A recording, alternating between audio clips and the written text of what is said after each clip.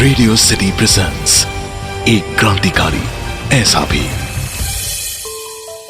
Radio city पर आप सुन रहे हो मुझे यानी हम राज बौराई को, शो पर जिसका नाम है एक क्रांतिकारी ऐसा भी। आज हम बात करने वाले हैं एक ऐसे क्रांतिकारी की जिन्होंने भारत की आजादी के लिए अपने भाई के साथ मिलकर कई गतिविधियों को अंजाम दिया था। हम बात कर रहे हैं पंडित राम प्रसाद बिस्मिल की बहन श्रीमती शास्त्री देवी की। भारतीय क्रांति में पंडित राम प्रसाद बिस्मिल का योगदान था, यह बात हर कोई जानता है। पर इस क्रांति की लड़ाई में उनका पूरा परिवार खत्म हो गया था। सभी क्रांतिकारियों की तरह पंडित राम प्रसाद बिस्मिल का परिवार भी उनके साथ आजादी की लड़ाई में एक सिखाए हुए योद्धा की तरह भाग लेता और कई कार्यवाही को अंजाम भी देता था। शास्त्री देवी शादी के बाद पहली बार अपने भाई राम प्रसाद बिस्मिल के साथ ससुराल से मायके मेनपुरी से सहारनपुर जा रही थी। बिस्मिल आगरा और ग्वालियर से कुछ हथियार लेकर पुलिस और अंग्रेजों के गुप्तचरों से बचते हुए मेनपुरी तो पहुंच गए, लेकिन मेनपुरी से सहारनपुर का सफर कठिन था क्योंकि वहां अंग्रेजों की कड़ी निगरानी थी। इसलिए उन्होंने अपनी बहन शास्त्री देवी के साथ सफर किया और उन्होंने अपनी बहन के कपड़ों के भीतर जांघों पर धारदार हथियार छुपाए और सफर जारी रखा, जिससे किसी को कोई शक ना हो।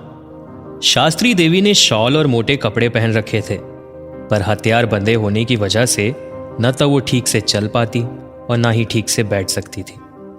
इतनी मुश्किलों के बाद भी इन्होंने ट्रेन बदलकर अपना सफर पूरा किया। इससे शास्त्री देवी को बहुत तकलीफ होती रही और सफर के दौरान वह शौचालय जाने तक को तरस जाती। भारत माता को ब्रिटिश राज से आजाद करने के लिए खुशी खुशी वह यह दर्द सहती रही। रास्ते में टुंडला स्टेशन पड़ता है।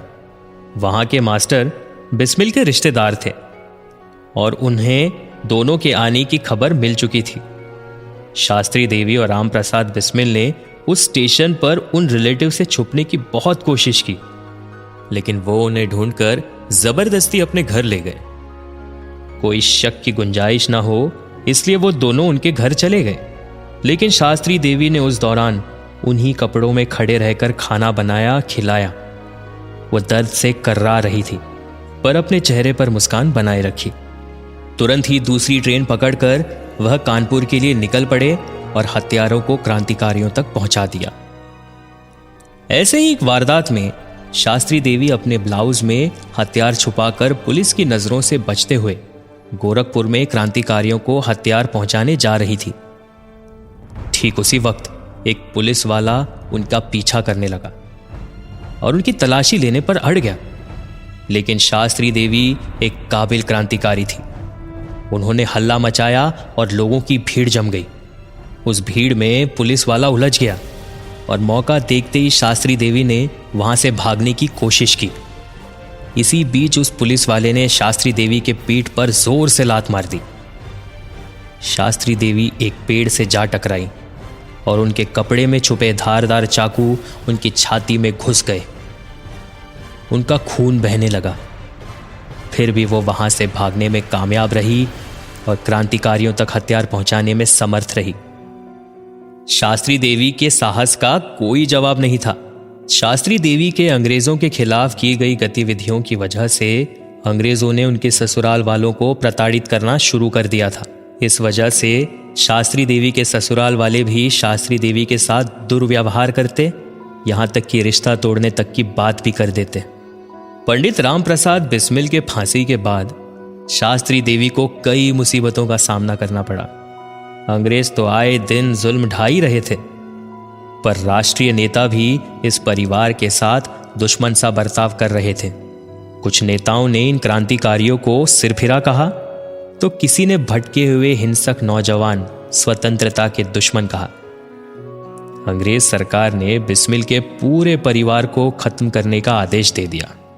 उनके सगे भाई रमेश को भिंड के एक अस्पताल में जहर का इंजेक्शन देकर शहीद कर दिया और दूसरी बहन भगवती देवी को पुलिस ने इतना मारा कि वो अपंग हो गई। उनकी सारी प्रॉपर्टी भी जब्त कर ली। परिवार के कुछ सदस्यों ने किसी तरह भागकर अपनी जान बचाई। आजादी के बाद बिस्मिल का परिवार भूखमरी के कगार पर था।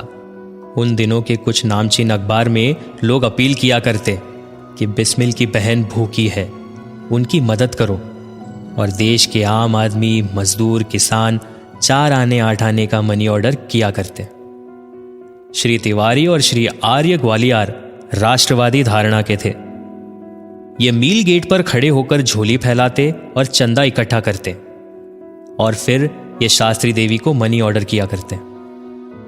1980 में भारत की प्रधानमंत्री श्रीमती इंदिरा गांधी जब मुरैना गई, तब उन्होंने शास्त्री देवी को दिल्ली आकर मिलने को कहा। लेकिन जब शास्त्री देवी दिल्ली उनसे मिलने पहुंची तो वहां के अधिकारियों ने उनका बहुत तिरस्कार करते हुए पूछा कि क्या तुम वीआईपी हो? गवर्नमेंट पेंशन के लिए आई हो तो साबित करो कि तुम कौन सी जेल में गई थी। ऐसी बातें करके उन्हें वहां से जाने को कह दिया। जन दिल्ली में मंगोलपुरी क्षेत्र में शास्त्री देवी बाकी लोगों के साथ नए बन रहे मकानों में दिहाड़ी मजदूरी का काम करने लगी। लेकिन शास्त्री देवी अब बूढ़ी हो चुकी थी और ऐसे भार उठाने वाले काम वो नहीं कर सकती थी। इसलिए वो एक चाय की दुकान पर बर्तन धोने का काम करने लगी और अपनी यादों में समाये क्रांति गीतों को गुनगुनाया करती। कुछ लोग शास्त्री देवी को गायक समझते तो कुछ पागल समझते। एक दिन दिल्ली के एक बड़े पत्रकार श्री हरेंद्र श्रीवास्तव ने जब शास्त्री देवी का गीत सुना और सुनते ही उन्होंने उनसे पूछा कि वो कौन है। शास्त्री देवी ने जब अपना परिचय दिया तब हरेंद्र श्रीवास्तव ने उन्हें दिल्ली दूरदर्शन में अगस्त 1984 में शास्त्री देवी का इंटरव्यू लिया। सवाल जवाब के दौरान शास्त्री देवी इतनी भावुक हो उठी कि मैनेजमेंट और ऑफिसर्स पर सवाल करते हुए उन्होंने कहा कि वो लोग पूछते हैं कि क्या सबूत है तुम्हारे पास कि तुम बिस्मिल की बहन हो? क्या सबूत है तुम्हारे पास कि तुम उस जेल में रही? इतना कहते कहते उन्होंने अपना ब्लाउज खोलकर अपने छाती के घाव दिखाते हुए कहा कि देखो मेरे छाती में कितने चाकू घुस गए थे और इन निशानों को देखो जो आज भी कितने हरे हैं। क्या इसके बाद भी आपको प्रमाण की जरूरत है? तो ये थी हमारी क्रांतिकारी शास्त्री देवी की कहानी। रेडियो सिटी हम सारे भारतवासियों के साथ सभी क्रांतिकारियों को सलाम करता है, नमन करता है। आप सुन रहे थे एक क्रांतिकारी ऐसा भी, मेरे यानी हमराज बौराई के साथ, ओनली ऑन रेडियो सिटी।